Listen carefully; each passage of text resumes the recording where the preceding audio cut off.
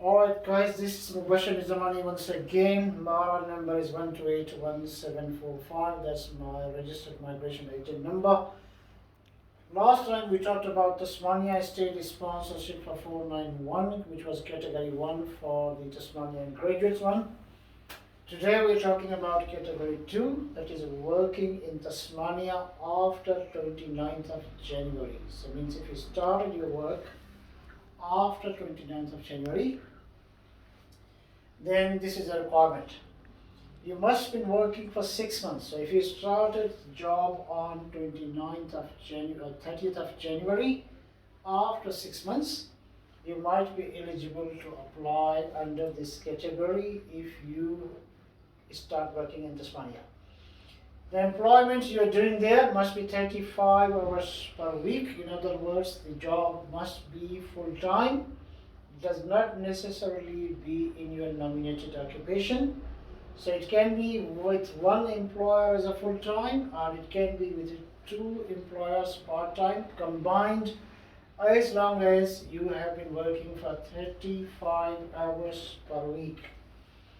Next, must be living in Tasmania as with the category 1. So you must be living in Tasmania. If you have dependent like a spouse and children, they must also be living with you in Tasmania. If only you are living there and your spouse is living somewhere else, not eligible. Then the employment contract must be 12 months altogether. So once you have completed your 6 months experience, but the employment contract should be for 12 months.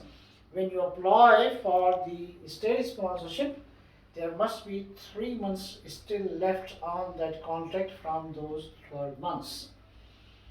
Next one, wages no less favorable than those to Australian citizen or PR. What does that mean?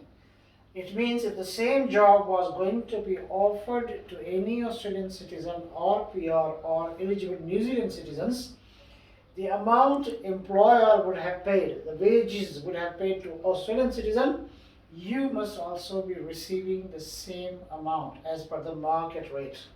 How do we know that? There are different ways. You need to contact us for that.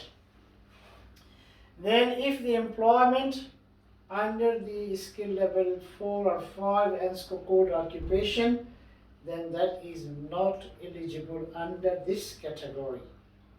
However, if you are working in level 4 or level 5, you need to provide a career plan, and the location of the job where you are doing, it is 50 kilometers away from the populated town where 5,000 people live. So if the closest town has got 5,000 population and your job location is 50 kilometers away from there, then level 4, 5 occupation also eligible.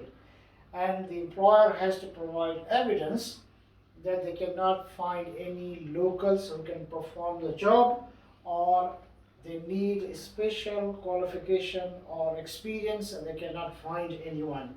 And the last one is, if you're working in those level 4 or 5, you need to provide evidence that you got a special prior experience or qualifications, and you are the most suitable person to perform those jobs.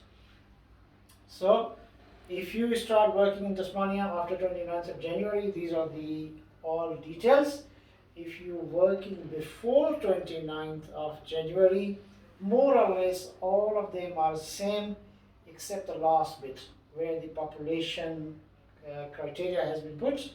That does not employ if you started your job before 29th of January. I will put this video also on my YouTube channel, and you feel free to contact us for further information. Thank you very much.